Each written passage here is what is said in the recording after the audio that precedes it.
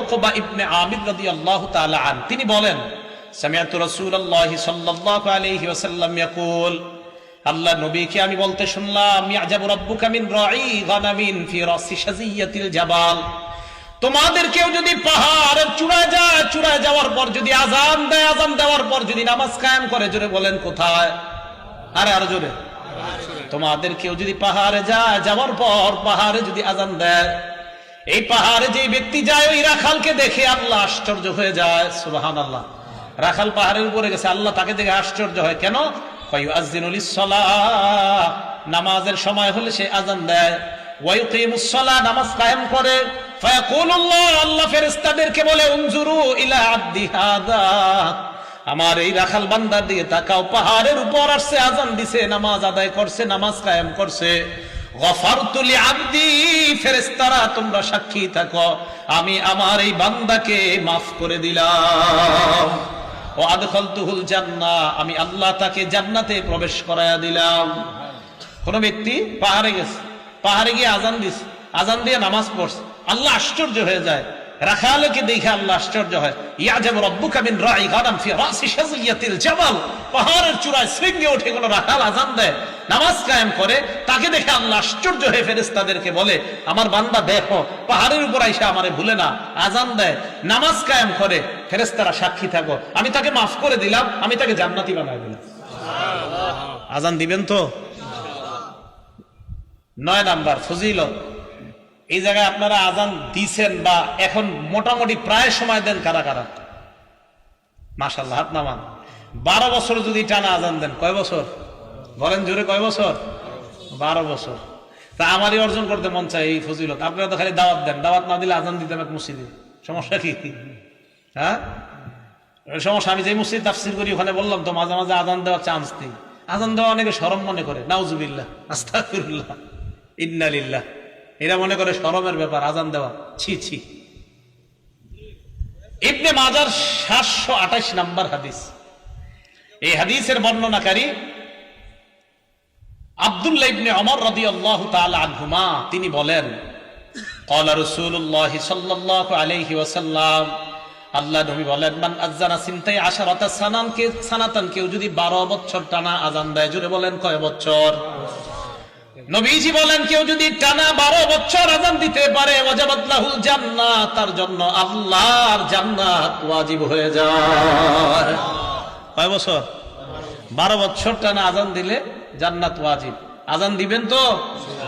আযানের ফজিলত সবাই সবাই, ইমাম সাহেবরাও চেষ্টা করেন, খতিব সাহেবরাও চেষ্টা করেন, উলামায়ে কেরাম যারা আছেন, মাঝে মাঝে ফজিলত তো আমগো দরকার আছে। এই সাধারণ জনগণ লম্বা গলা দিয়ে আল্লাহর কাছ থেকে রহমত দিব, তা আমরা হুজুররা কি করবো? আমাদেরও দরকার আছে ফজিলত। 9 নাম্বার। 10 নাম্বার, এটা আজীব এক ফজিলত। মুয়াজ্জিনের আযান শুইনা যারা নামাজে আসবে, এই নামাজিরা নামাজ পড়ে যে পরিমাণ সওয়াব পাবে, মুয়াজ্জিন একা সেই সওয়াব সব পাবে। সুবহানাল্লাহ। তাবরানী শরীফ 2 নাম্বার খন্ড 288 নাম্বার পৃষ্ঠা। এই পৃষ্ঠায় আসছে আবু উমামা বাহিলী রাদিয়াল্লাহু তাআলা আনহুর বর্ণনা। দেখেন কি কয়, আজরুহু আজরু মান সাল্লা মাআহ, আজরুহু আজরু মান সাল্লা মাআহ, মুয়াজ্জিনের প্রতিদান ওই পরিমাণ যেই পরিমাণ মুসল্লি তার সাথে নামাজ পড়েছে, তারা যেই পরিমাণ সওয়াব পাবে, মুয়াজ্জিন ওই পরিমাণ সওয়াব আল্লাহর কাছ থেকে পাবে। সুবহানাল্লাহ। তাহলে আযান আর দিন না, নাকি দিবেন? ইনশাআল্লাহ। আযান সবাই দেওয়ার চেষ্টা করবেন, সহি শুদ্ধভাবে আলেমদের কাছ থেকে শিখবেন, শিখার পর আযান দেওয়ার চেষ্টা করবেন। আল্লাহ আযানের এই ফজিলতগুলা, ফাজাইলগুলা আমাদের সকলকে অর্জন করার তৌফিক দান করেন। আযান দেওয়ার চেষ্টা আমরা ইনশাআল্লাহ করব। চান্স দিব তো ইনশাআল্লাহ? আসলে সত্যি করে মন থেকে বলেন তো, কাদের কাদের এখন মনে হইতেছে না ইনশাআল্লাহ এই ফজিলতটা আমরা অর্জন করা দরকার? সত্যি সত্যি দরকার তো? এই আমলটা কইরেন।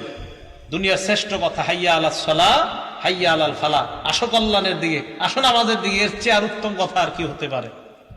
4 নাম্বার আলোচনা, মানে আলোচনা 4 নাম্বার শিরোনাম। এ তো 3 নাম্বার গেল ফজিলত, 4 নাম্বার শিরোনাম।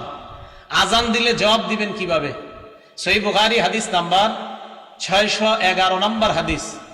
আন আবি সাঈদ আল খুদরি রাদিয়াল্লাহু তাআলা আনহু قال قال رسول الله صلى الله عليه وسلم, আল্লাহ নবী বলেন, ইদা সামি'তুমুল মুআজ্জিনা কুলু বিসলামা ইয়াকুলুল মুআজ্জিন, মুয়াজ্জিন সাহেব যখন আযান দেয় তোমরাও তা বলো যা মুয়াজ্জিন বলে। বলেন, আমরা যারা আযান শুনবো মসজিদে গিয়ে মাগরিবের আগে বসে রয়েছেন 5 মিনিট 10 মিনিট, মুয়াজ্জিন আজান দিতেছে, আপনারা কি করেন? পুকুরের ঘাটে বসে আলাপ করেন, আলোচনা করেন, মসজিদে বসে বসে গল্প করে, আজান চলতেছে, আশেপাশে গল্প চলতেছে। কি সত্যি কথা কিনা? রাসূল সাল্লাল্লাহু আলাইহি সাল্লাম বলেন, মুয়াজ্জিনকে যখন আজান দিতে শোনো, মুয়াজ্জিন যা বলে তোমরাও তা বলো। মা বোনরা বাসা থেকে যারা শুনতেছেন আমার ওয়াজ শুনেন, আপনারা রান্না করতেছেন, মুয়াজ্জিন যা বলে আপনারাও তা বলবেন। এটা গেল বুখারী শরীফের বর্ণনা, এটা সংক্ষেপে হাদিসটা। এবার বিস্তারিত উদাহরণ নাম্বার 2, এটা গেল 1 নম্বর উদাহরণ। 2 নম্বর উদাহরণ মুসলিম শরীফের 385 নম্বর হাদিস। এই হাদিসের মধ্যে বিস্তারিত আসছে। আন ওমর ইবনুল খাত্তাব রাদিয়াল্লাহু তাআলা আনহু قال, ওমর ইবনুল খাত্তাব রাদিয়াল্লাহু তাআলা আনহুর বর্ণনা, মুয়াজ্জিন সাহেব যখন আজান দেয় তোমরাও তা বলবা যা মুয়াজ্জিন বলে। মুয়াজ্জিন যখন বলে আল্লাহু আকবার বলেন, তাকুলু আল্লাহু আকবার। মুয়াজ্জিন আল্লাহু আকবার বললে আমরাও কি বলবো? মুয়াজ্জিন যখন বলে আশহাদু আল্লা ইলাহা ইল্লাল্লাহ, তোমরাও বলবা আশহাদু আল্লা ইলাহা ইল্লাল্লাহ।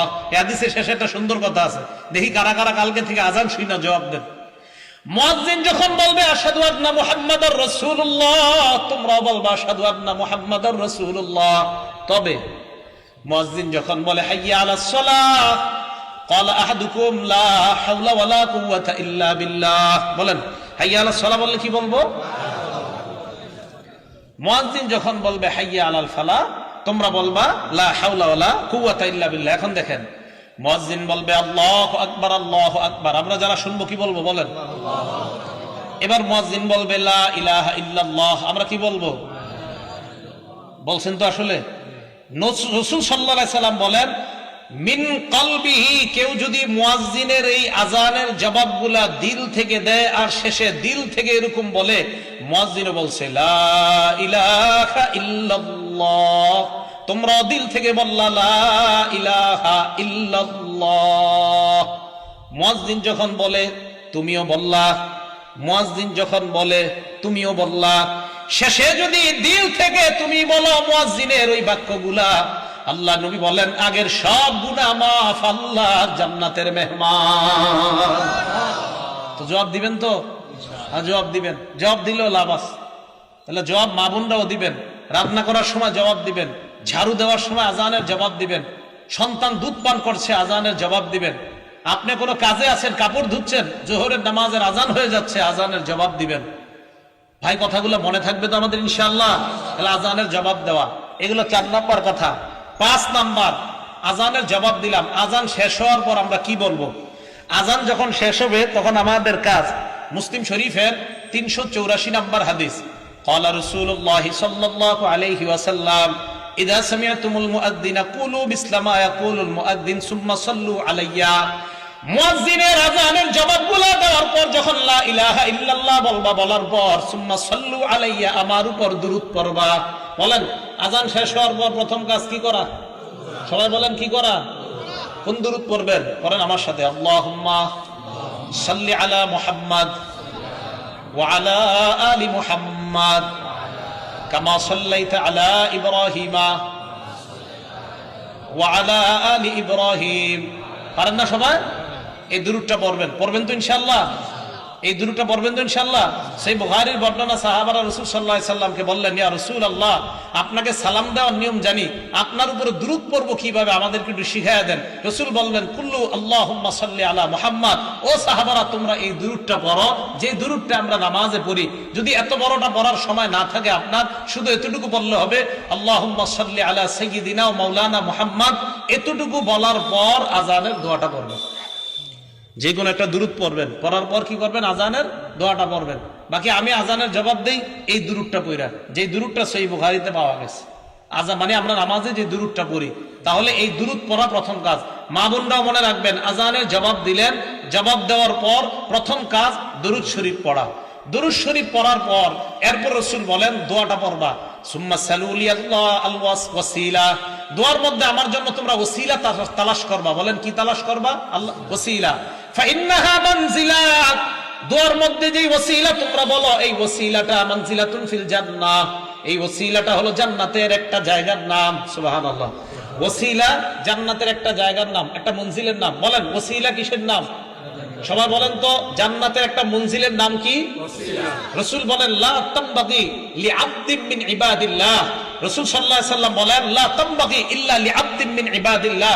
আল্লাহর একজন বান্দা ছাড়া কেউ এই ওসিলা নামক জায়গায় যেতে পারবে না। ওয়া আরজু আন আকুনা আনা হুয়া, আমি আশাবাদী আল্লাহর ওই বান্দাটা আমি হব। রাসূল সাল্লাল্লাহু আলাইহি সাল্লাম বলেন তোমরা আমার জন্য ওসিলা চাইবা। ওসিলা মানে জান্নাতের একটা মঞ্জিলের নাম। আল্লাহর কাছে বলবা আল্লাহ নবীরে তুমি ওই ওসিলাটা দান করো। শোনো আমার উম্মত, ওসিলা জান্নাতের এমন একটা জায়গা যেই জায়গাটা দুনিয়ার একজন মাত্র বান্দা সেখানে যেতে পারবে। আমি আশাবাদী ওই বান্দাটা হব আমি মুহাম্মদ তোমাদের নবী সাল্লাল্লাহু আলাইহি সাল্লাম। তাহলে এটা হলো আমাদের প্রথম কাজ। সবাই বলেন তো মুয়াজ্জিন আজান দিলে আজান চলার সময় আমাদের কি কাজ? জবাব দেওয়া। আজান শেষ হওয়ার পরে প্রথম কাজ দুরূদ শরীফ পড়া। এবার 6 নাম্বার দোয়া পড়া। দোয়াটা কিভাবে পড়বো আমরা বুখারী শরীফে আছে, মন দিয়ে শুনেন। দোয়াটা আপনারা এটা পড়েন না অন্যটা পড়েন, মন দিয়ে শুনবেন। বুখারী শরীফের 614 নাম্বার হাদিস। রাসূল সাল্লাল্লাহু আলাইহি সাল্লাম বলেন আজান শোনার পর দুরূদ পড়ার পর তোমরা পড়বা আল্লাহুম্মা রাব্ব হাযিহিদ দাওয়াতিত তাম্মাহ ওয়াস সালাতিল কাইমাহ আতি মুহাম্মাদানিল ওয়াসিলা আতি মুহাম্মাদানিল ওয়াসিলা। আল্লাহ মুহাম্মদ সাল্লাল্লাহু আলাইহি সাল্লামকে আপনি ওসিলা দান করেন। আল ফাজিলা ওয়া বাসু মাকামাম মাহমুদান আল্লাযী ওয়া'আদতা। এরপরে ইন্নাকা লা তুখলিফুল মিয়াদ নাই এখানে এলে বলছি কি করেন বুখারীর 614 নম্বর হাদিস ইন্নাকা লা তুখলিফুল মিয়াদ নাই। খোলেন নুসখা খোলেন নাই। তাহলে কোত্থেকে আসছে এটা? ইন্নাকা লা তুখলিফুল মিয়াদটা কোত্থেকে আসছে? হ্যাঁ আছে বাইহাকী শরীফের 296 নম্বর হাদিস থেকে আইনা এখানে এটা লাগানো হয়েছে। সুবহানাল্লাহ। তাহলে ইন্নাকা লা তুখলিফুল মিয়াদ এটা বুখারীর 614 নম্বর হাদিসে নাই। এই ইন্নাকা লা তুখলিফুল মিয়াদটা লাগানো হয়েছে বাইহাকী শরীফের 296 নম্বর হাদিস থেকে এনে। তাহলে পুরো দোয়াটা কমপ্লিট। বুখারীর দোয়া শুধু এতটুকু ওয়া বাসু মাকামাম মাহমুদান আল্লাযী ওয়া'আদতা, বাস এতটুকু। ইন্নাকা লা তুখলিফুল মিয়াদ বাড়তি অংশটা আছে বাইহাকী শরীফের 296 নম্বর হাদিসে। তাহলে টোটালটা পাইলাম আমরা। আরেকটা অনেকে বলে দেশ গ্রামের মানুষ অনেকে আপনারা ওয়ারজুকনা শাফাআতাহু ইয়াউমাল কিয়ামা, এটা আবার কই বলেন? হ্যাঁ এইটা বানান। বলেন এটা কি? রসুলের সুপারিশ তো অবশ্যই আল্লাহর কাছে চাইতে হবে। রসুলের সুপারিশ তো আমরা চাই না আল্লাহর কাছে? অবশ্যই চাই। আপনারা কি চান না? রাসূল সাল্লাল্লাহু আলাইহি ওয়াসাল্লামের সুপারিশ আমাদের সকলের দরকার আছে না? অবশ্যই দরকার আছে। রাসূলের সুপারিশ করার জন্যই তো আল্লাহ রাসূল সাল্লাল্লাহু আলাইহি ওয়াসাল্লাম আল্লাহর কাছে দোয়া করছে লিকুল্লি নাবিয়্যিন দাওয়াতুন মুস্তাজাবা। প্রত্যেক নবীর স্পেশাল একটা দোয়া আছে ইয়াদউ বিহা ফায়ুস্তাজাবু লাহ। সহিহ মুসলিম সহিহ ইবনে হিব্বান উভয় কিতাবে আসছে। প্রত্যেক নবী ওই দোয়াটা করবে ফায়ুতা বিহা। ওই দোয়া দুনিয়াতে দিয়ে দেওয়া হয়েছে। ওয়া ইন্নী ইখতাবাতু দাওয়াতি শাফাআতান লিউম্মতি ইয়াউমাল কিয়ামা। আমি আমার দোয়াটা করি নাই, আমার দোয়াটা আমার উম্মতে কিয়ামতের মাঠে সুপারিশ করার জন্য রাইখা দিয়েছি। সুপারিশ সবার দরকার আছে না? আছে কোন জায়গায়? যে জায়গায় নবী শিখাইছে ওই জায়গায়। কিন্তু এই আজানের এই দোয়া তো অর্জুকনা শাফাআত নবী যে আমাদেরকে শিখায় নাই, তাই আমরা বলবো না, আলাদা দোয়া করবো আমরা। ভাই মনে থাকবে তো? তারা আল্লাহুম্মা রাব্ব হাযিহিদ দাওয়াতিত তাম্মাহ ওয়াস সালাতিল কাইমাহ আতি মুহাম্মাদানিল ওয়াসিলাতা ওয়াল ফাযিলা ওয়া বা'আথহু মাকামাম মাহমুদান আল্লাযী ওয়া'আদতা। বাইহাকীর 296 নম্বর হাদিস ইন্নাকা লা তুখলিফুল মিয়াদ। এই হলো আপনার আজানের দোয়া। রাসূল বলেন এই দোয়াটা যারা পড়বে, বলেন এই দোয়াটা সবাই বলেন তো যারা পড়বে, হাল্লাত লাহু শাফাআতি ইয়াউমাল কিয়ামা, তাদের জন্য সুপারিশ করা কিয়ামতের ময়দানে আমার জন্য ওয়াজিব হয়ে যাবে। সুবহানাল্লাহ। মা বোনরা সহ সবাই আজানের এই পরে দোয়াটা পড়বেন। রাসূল সাল্লাল্লাহু আলাইহি সাল্লাম বলেন আজানের পরের এই দোয়া পড়লে আমার সুপারিশ করা ওই উম্মতের জন্য ওয়াজিব হয়ে যাবে। তাহলে সবাই পড়বো তো ইনশাআল্লাহ? তাহলে আজানের বাক্য শ্রেষ্ঠ বাক্য, আজানের কথাগুলা শ্রেষ্ঠ কথা। আজান যে ব্যক্তি দেয় গলা লম্বা হবে, আজান যে ব্যক্তি দেয় তার সব গুনাহ মাফ হবে, আজান যে ব্যক্তি দেয় তার সাথে আমরা ওইগুলা বলবো। আজান শেষ হলে আমরা প্রথম কাজ, আলেমরা ছাড়া অন্যরা বলেন, আলেমরা ছাড়া অন্যরা বলেন, প্রথম কাজ আজান দেওয়ার পর প্রথম কাজ দুরূদ পড়া, এরপরে কি পড়া? দোয়া পড়া। তাহলে পড়বো তো ইনশাআল্লাহ? এইগুলো আমাদের 6 নম্বর আলোচনা। 7 নম্বর আলোচনা, আজানের পর এই তো নামাজের জন্য আমরা মসজিদে যাব, ইকামত। ইকামত দেওয়ার ক্ষেত্রে আমরা ওই ইকামতের যে বাক্যগুলা মুয়াজ্জিন সাহেব বলবে আমরা ওইগুলা বলবো। আজানের এই ইকামতের জবাবের এই বাক্যগুলা আমরা বলবো, মুয়াজ্জিন যা বলে আমরাও বলবো। এখন কথা হলো এই বাক্যগুলা আমরা বলবো, এটা বলা কি? এটা বলা মুস্তাহাব। আরব বিশ্বের উলামায়ে কেরাম সহ আল লাজনাতুদ দাইমাহ লিল ইফতা, সৌদি আরবের ফিকহি বোর্ড সহ সমসাময়িক উলামায়ে কেরাম যারা আছে সবাই এই ব্যাপারে একমত, আজানের মতো ইকামতের যে জবাব, এই জবাবগুলোও মুসল্লিরা দিবে। তবে ইকামতের জবাবগুলা মুসল্লিদের জন্য দেওয়া এটা মুস্তাহাব বলছে তারা। কি বলছে বলেন তো? মুস্তাহাব। কেউ কেউ যদিও ওয়াজিব বলছে। হানাফি মাযহাবের ফিকহের কিতাব দুরুল মুখতারের মধ্যে আছে যে ইকামত দিবে মুয়াজ্জিন সাহেব, আর মুসল্লি যারা আছে তারাও মুয়াজ্জিন সাহেবের সাথে এই ইকামতের জবাবগুলা দিবে। কদ কামাতিস সালাহ, কদ কামাতিস সালাহ যখন বলবে, তখন আমরা যারা আমরা কি বলবো এই ব্যাপারে একদল আলেম বলে তোমরাও কদ কামাতিস সালাহ কদ কামাতিস সালাহ বলবা। বাকি আরেক দল বলে তখন বলা আকামাহাল্লাহু ওয়া আদামাহা। কি বলা? আকামাহাল্লাহু ওয়া আদামাহা, এটা বলা মুস্তাহাব। আবার একদল বলে না, শুধু কদ কামাতিস সালাহ বলা। আর আমি আপনাদেরকে বলি আপনারা দুইটাই কইেন। মুয়াজ্জিন যখন বলে কদ কামাতিস সালাহ, আপনি বলবেন কদ কামাতিস সালাহ আকামাহাল্লাহু ওয়া আদামাহা। আবার মুয়াজ্জিন বলবে কদ কামাতিস সালাহ, আপনি বলবেন কদ কামাতিস সালাহ আকামাহাল্লাহু ওয়া আদামাহা। তাহলে দুই দল একটা আমল হয়ে যাইতেছে, দুই দল একটা আমল হয়ে যাইতেছে। এই হলো আজানের ইকামতের জবাব। তো ইকামতের জবাবটা আমরা এইভাবে দিব। আল্লাহ পাক রব্বুল আলামিন আমাদের সকলকে অন্তত আজানের যে ফাজাইল গুলা, এই ফাজাইল গুলা জেনে আমরা সবাই যেন জিন্দিগিতে অন্তত একবার হলেও মরণের আগে আমরা দিল থেকে আল্লাহকে খুশি করার জন্য এবং মুয়াজ্জিনের ফজিলত অর্জন করার জন্য অন্তত একবারও যেন মসজিদে আজান দেওয়ার চান্স নিতে পারি।